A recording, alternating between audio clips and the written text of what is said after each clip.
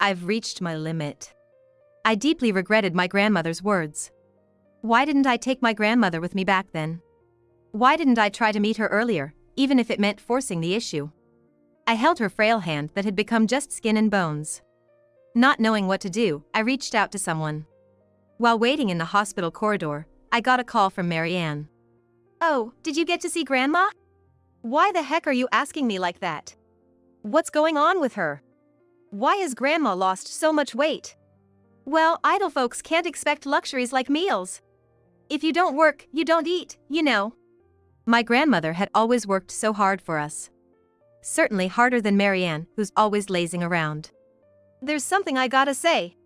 "What is it?" "You're gonna have to take care of that old granny." With that, Mary Ann hung up.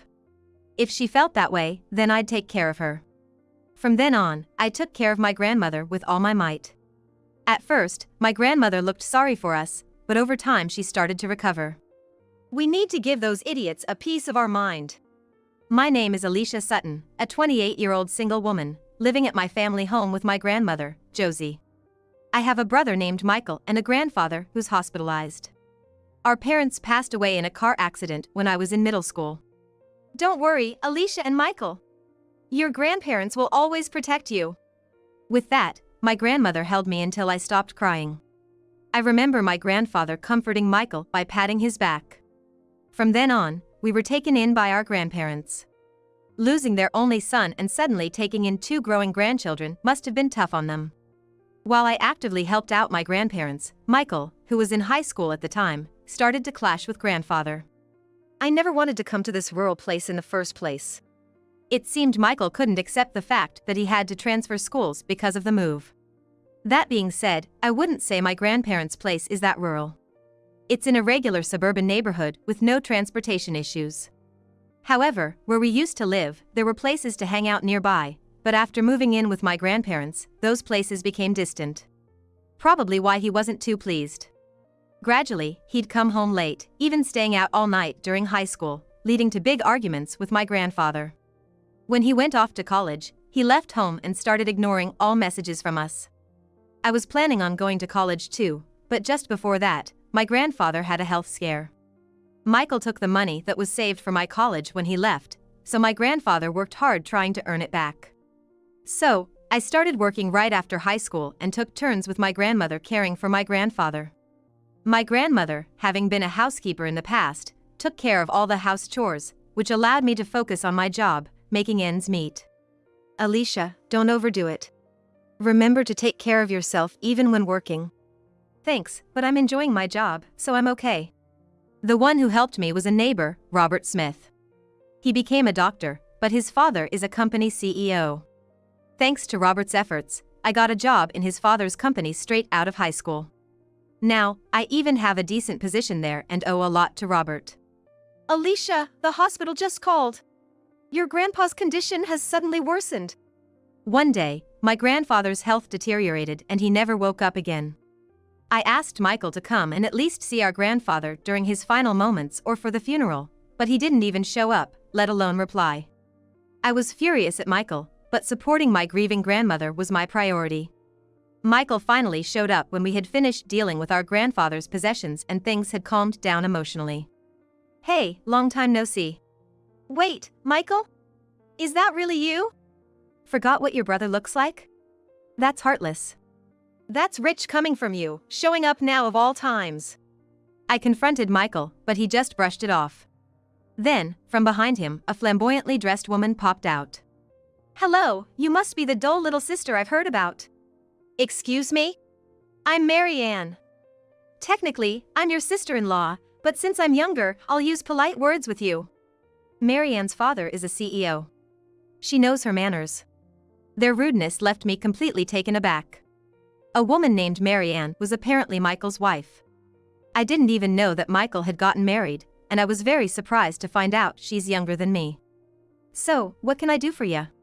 My grandmother was still feeling down, so she was resting in her room. That's why I decided to talk with Michael in my grandmother's stead.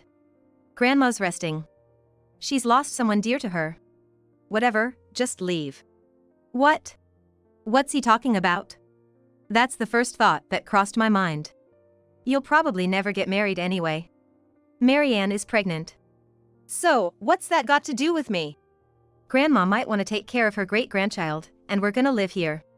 You being here is a bother, and you might bring bad luck. So, leave. Of course, I argued with Michael for saying such things. But when Michael and his wife started moving their things in and threw mine out, I reluctantly left. There was no way I could stand up to Michael, who was always boastful about his fights. Don't touch my computer. Got it. But take good care of Grandma. If you promise that, I'll leave quietly.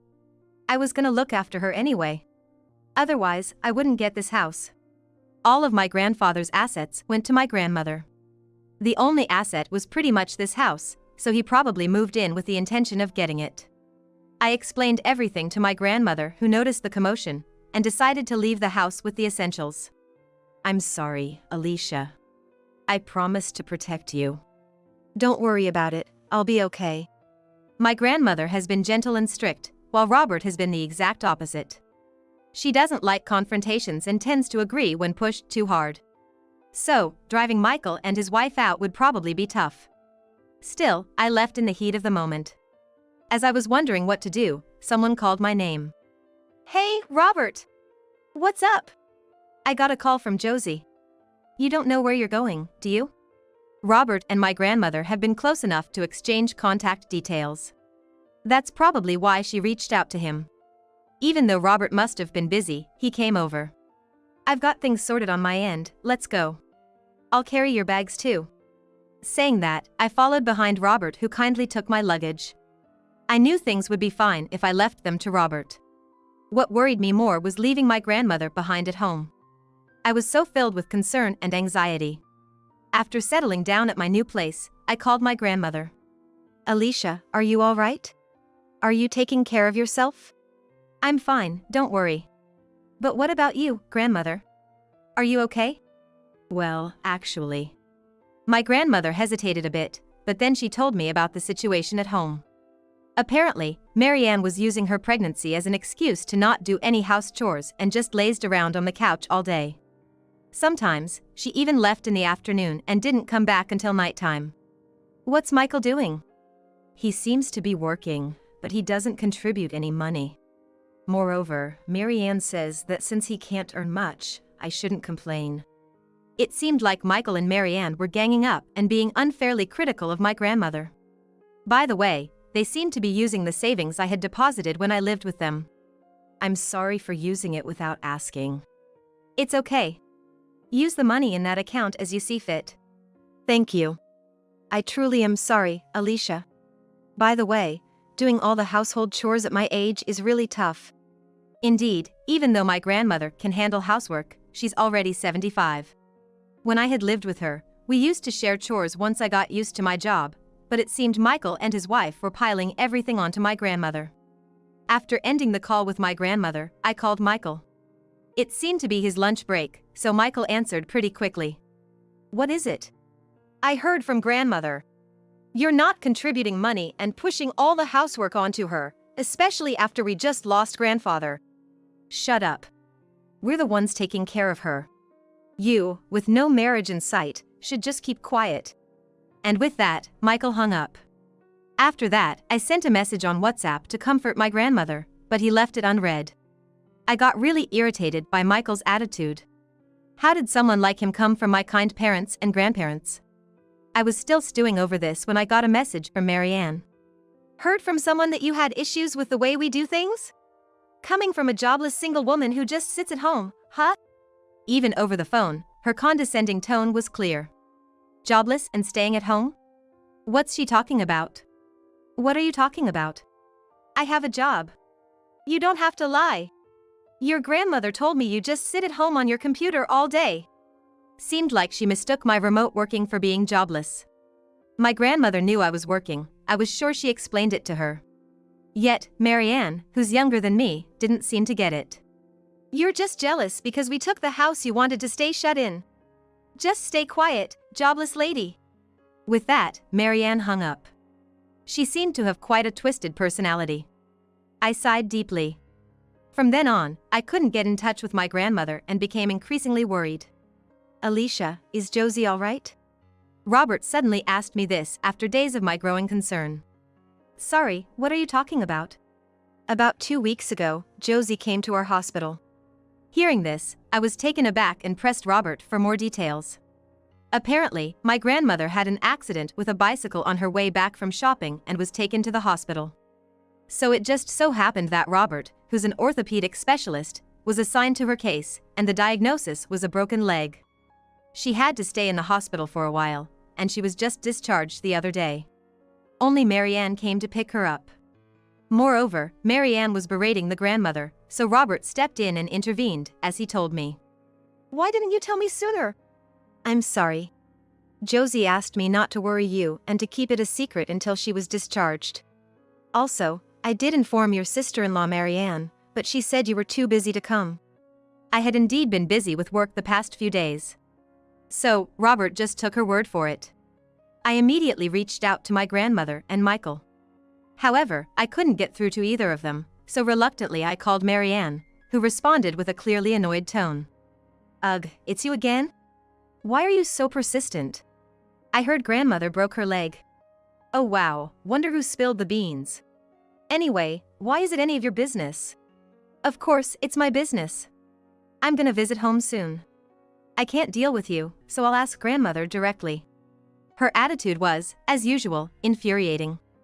I didn't want to leave grandmother in her care, but Marianne was like, "You can't. If you want to visit her, pay a fee. $100 an hour. If you can't pay, you can't see her." Marianne then hung up. I still went to my childhood home, but she pretended not to be home and turned me away, making it impossible to see my grandmother. My days of worry and frustration changed when I got a rare call from Michael. "Hey, you still living that miserable life of yours?" That's rude to just say out of the blue. Stop messing around and let me see grandmother. All right. Go ahead. I was taken aback by how easily he gave permission. I thought he was gonna say I'd never see her again, but Marianne has settled down a bit, so we're gonna take a trip. What? We're leaving that old lady, your grandmother, to you. Oh, and when you get to the house, make sure to clean up, okay? Thanks for the cash, by the way. Michael said and hung up. His talk about money and cleaning was confusing, but what surprised me more was them going on a trip and leaving my grandmother with a broken leg behind. I quickly headed to my childhood home. Grandma!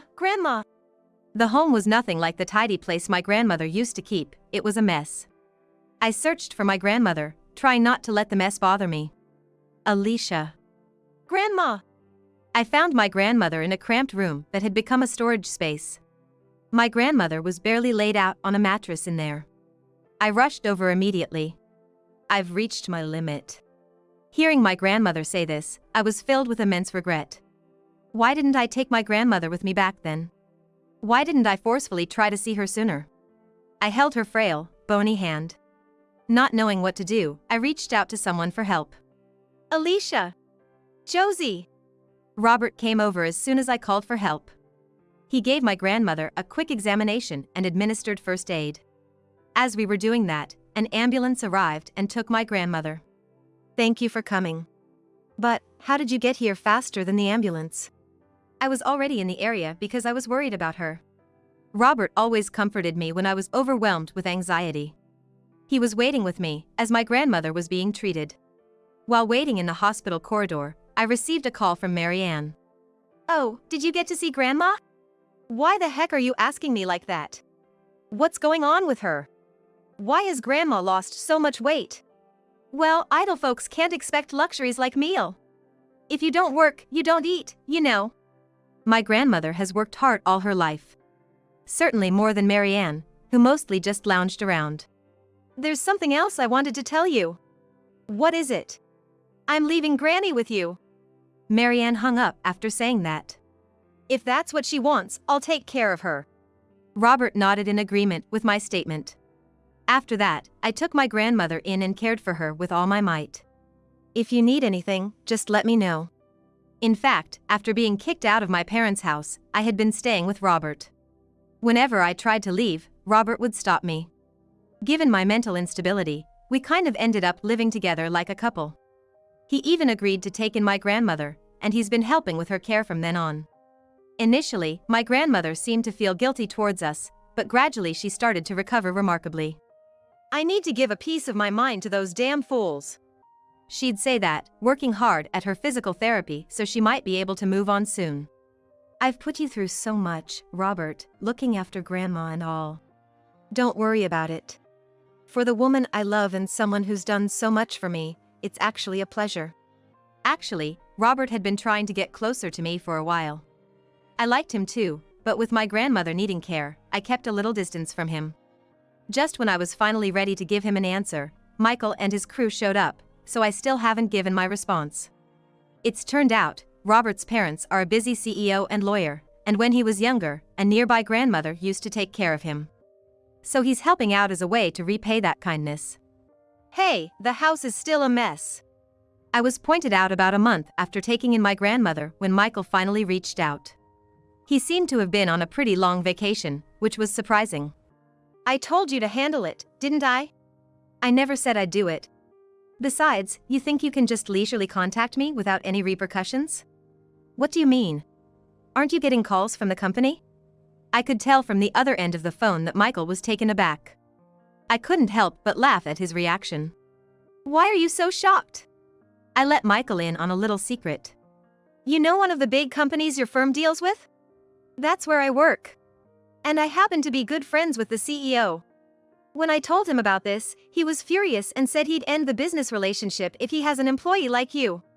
Michael let out an almost inaudible scream. This deal was crucial for the future of Michael's company. If it's called off, the loss would be immense, and it's unimaginable what kind of repercussions Michael would face. Why on earth are you close with the CEO? Simple. I'm the next in line to become CEO.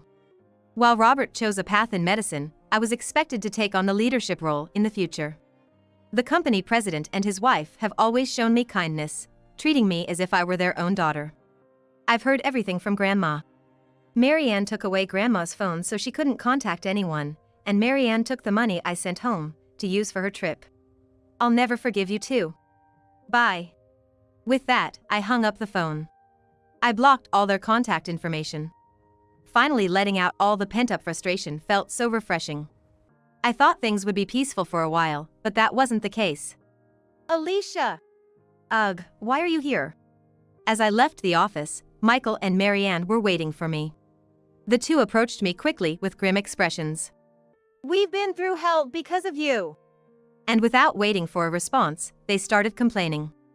Apparently, due to this situation, Michael was heavily reprimanded by Marianne's father, who is the company president. Furthermore, in front of other employees, he was loudly blamed for occupying the home and for the issues with Grandma. Word spread throughout the company, and he was looked down upon by everyone. Given that Marianne's father is a sensible man and because Michael, assuming he'd be the next company president, had a terrible work attitude, he got fired. You got what you deserve, right?